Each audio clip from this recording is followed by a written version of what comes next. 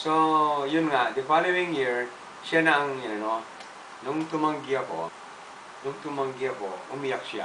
Sabi niya, Lolo, dream ko ito. Maligaya ako dito.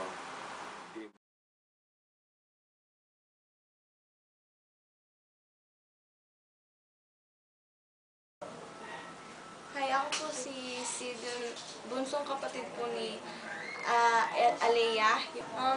Masasabi ko sa kanya as a sister to me, siya yung tipong she cares but hindi niya talagang ipapakita. Pero alam sa puso ko, alam ko naman, mahal naman ako ni Ate J. Opposite kami.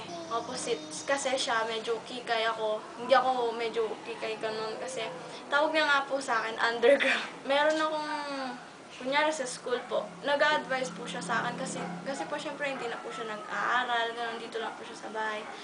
Sasabihin niya po, ikaw niyan, ayusin mo yung time mo. Dapat i-balance mo yung time mo between extracurricular then academics. Ganun. Para hindi ka ma-stress. Katulad ko, na-stress ako nung first year. Sabi niya, na-stress po kasi siya nung first year dahil sa AU po siya. Tsaka marami pong activities sa AU. Hindi po niya nakayanan i-handle sa sarili niya. Gusto niya po talaga sa systems po ako talaga mag-aral. Kasi po, mas maganda daw po kung doon po ako magtapos. Tapos, niloloko niya ako palagi, nag-aasaran kami palagi. Pero para sa amin, normal na lang yun, ganun.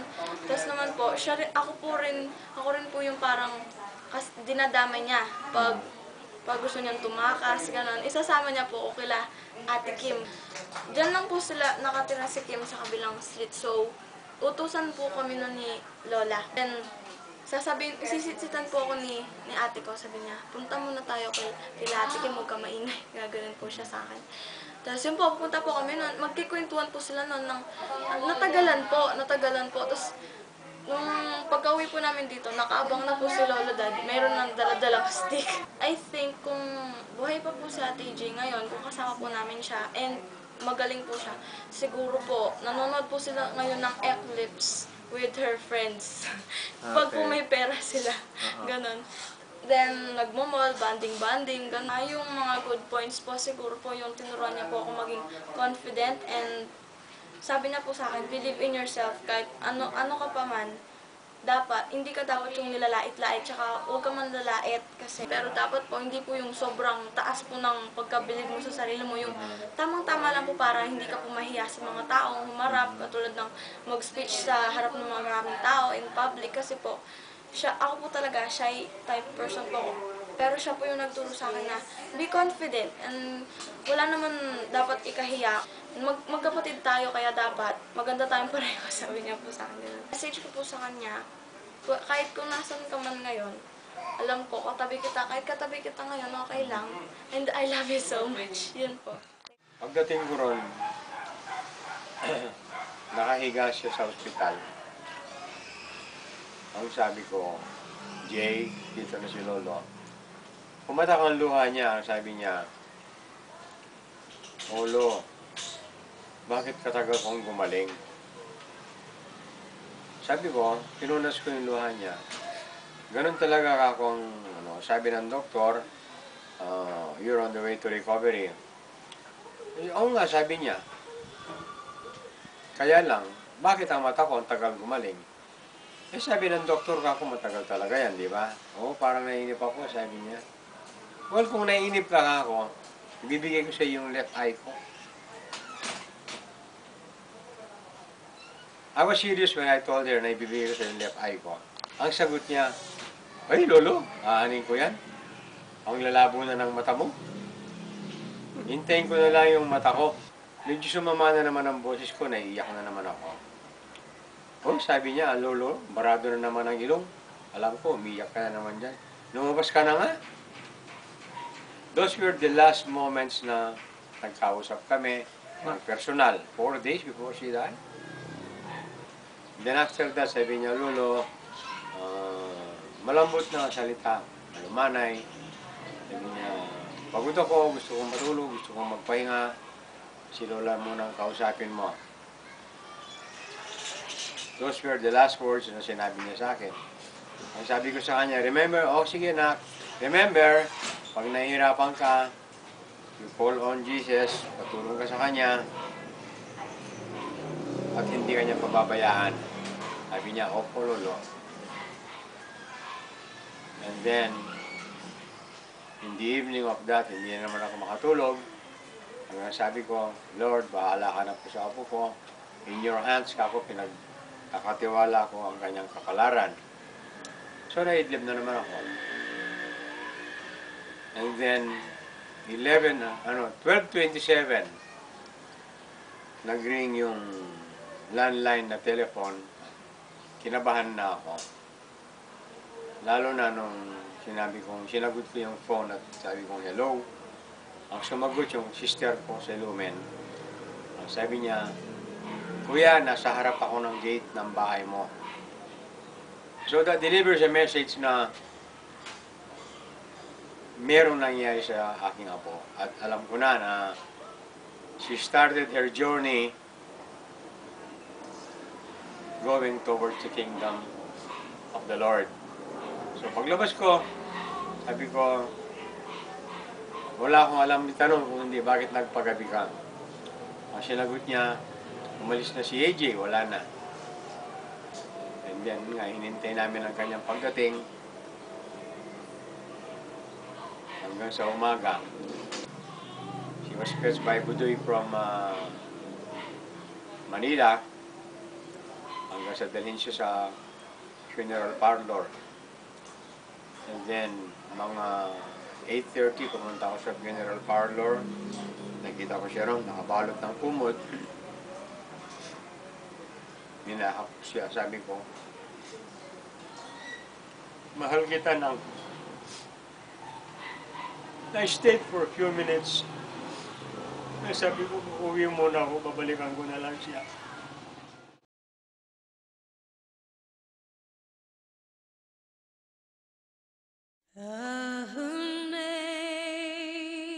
Amazing grace, how sweet the sound that saved a wretch like me.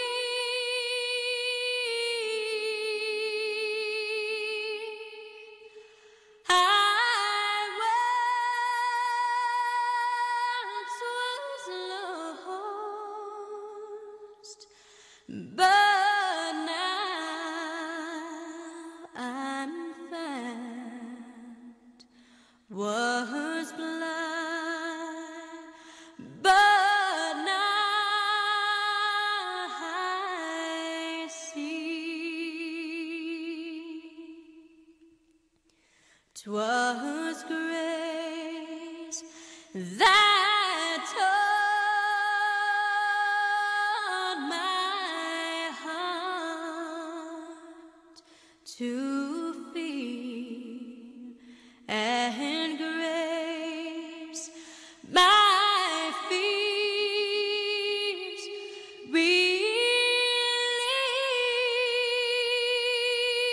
relieved. How precious dear. As you can see, nakasuot kami ng I Love Bell. Kagabi lang namin siya ginawa. Unwashed. So Perfect. later, there will be a mass at 8 Sino, o'clock. sino ang gumawa ng mga t-shirt? Gumawa ng mga t-shirt. Ako, si Tam, si Oli. Jackie, si Kuya Oliver. Saan si Tam?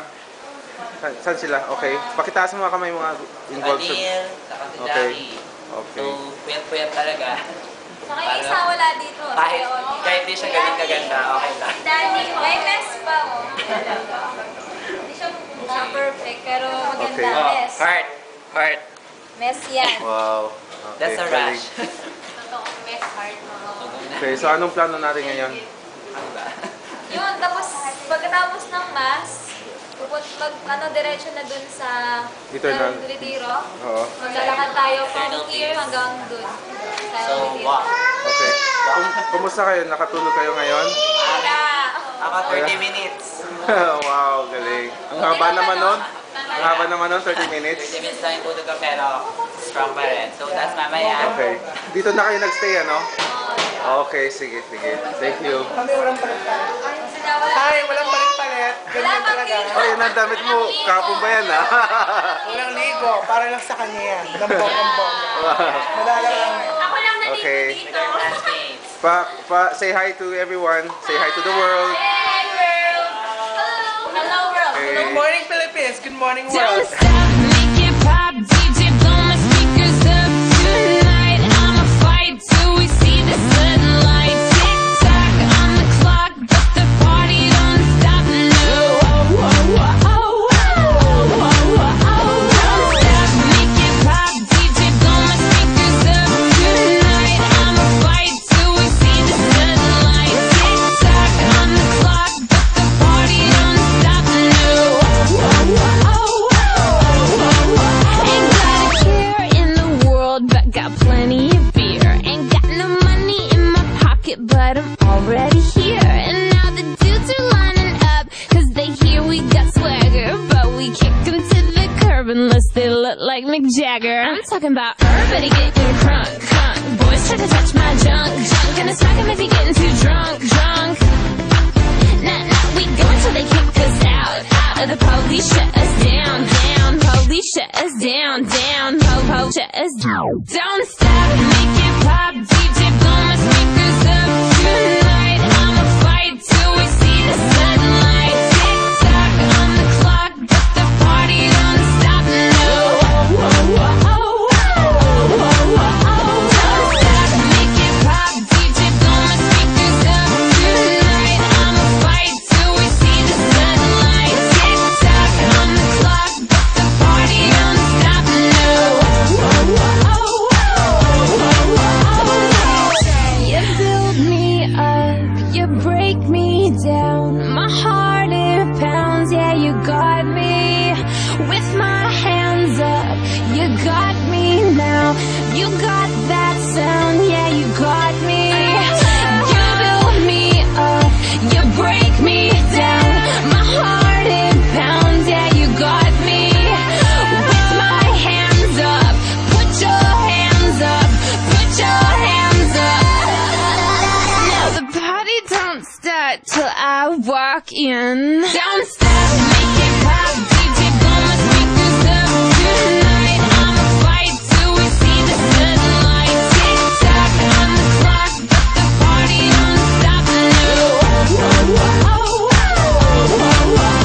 Don't stop, make it pop, DJ blow my speakers up tonight. I'ma fight till we see the sunlight. Tick tock on the clock, but the party don't stop. No.